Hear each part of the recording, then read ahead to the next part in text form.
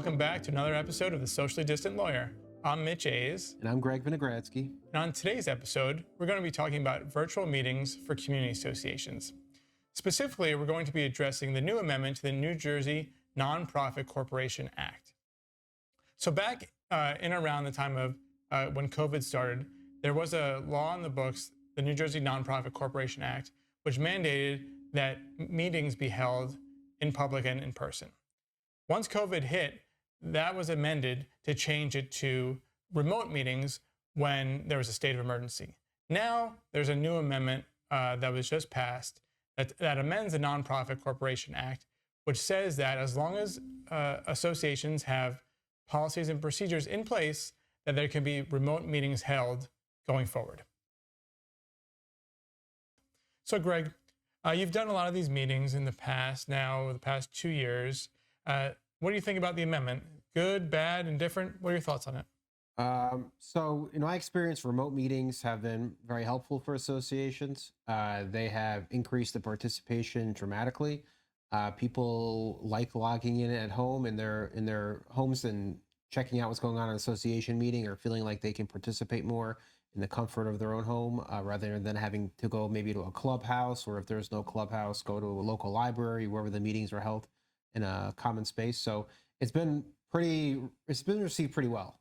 Obviously, there is some cons, not many, but essentially the cons would be you miss that human element, right? You miss that community feeling where you go with your neighbor and you try to settle some kind of dispute or disagreement without that kind of screen in between, where people sometimes feel like they can say or do what they want. So sometimes things can be a little more peacefully resolved if you're actually there in person. So we've been in the remote world for a while now.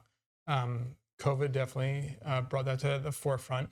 How do we make sure that these meetings are up to code, that they're consistent with the rules and regulations that govern these associations? Yeah, so really it's up to the board, right? So the amendment says that you have to adopt policies and procedures as a board in order to continue doing this remotely. And so just like some of the things that people, are asking me to put in resolutions to have approved are things like the platform, right? So a specific platform maybe to be used, and that's incredibly important. You want to keep that consistency for all the unit owners and all the residents to know exactly what they need to download or have access to in order to get to the meeting. It shouldn't change periodically based on maybe the board members is using one thing and the manager is using another thing. So you want to give people access to those things, and you want to make sure that everybody understands the platform and its capabilities. Right. So at this point, it's been 2-something years. People should kind of understand how to mute somebody, how to let somebody in a meeting, how to kick somebody out of a meeting, and how to share documents. You want to make sure that everybody, as boards may change or as managers may change, you want to make sure that everybody is still familiar with those things to keep the meeting moving and flowing. Yeah, I know here we had some learning curves as well with changing to the remote environment. With Teams, we're pretty much an exclusive Teams organization. Do you think that there should be some tutorials that are given before entering into these meetings? Should there be time set aside for boards to learn to update their membership and give them tutorials on this stuff? Yeah, so every notice of a meeting should have quick instructions for sure. That should be part of the protocol to make sure that people that may have never used this thing are now given access to it, right? Communities are different. You have 55 and older communities, you have more urban area communities, and you may need to give people instructions so they can kind of know exactly how to log on. And I would recommend anybody in a closed session board meeting to familiarize themselves and ask any questions to the manager, even the attorney, whoever is there, to get some tips on how to use this thing. What about regulating conduct? So we know in-person board meetings could get heated, some confrontation. How would you suggest regulating conduct and any concerns that the boards may have about that during these meetings? Yeah, so this definitely goes under a pro of virtual meetings, right? Is that you have the ability to mute or remove people that are maybe profane, speaking over each other, or explicit, and things like that. So my advice would be to memorialize everything in the resolution, exactly what is acceptable or is not, right? Some things you may just mute somebody if they're speaking over to somebody.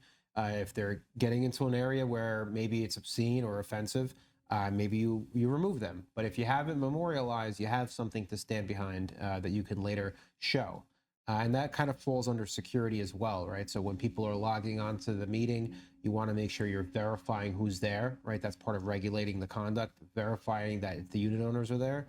And you want to make sure that if there's any recording by the association, that there's a record retention for that type of recording.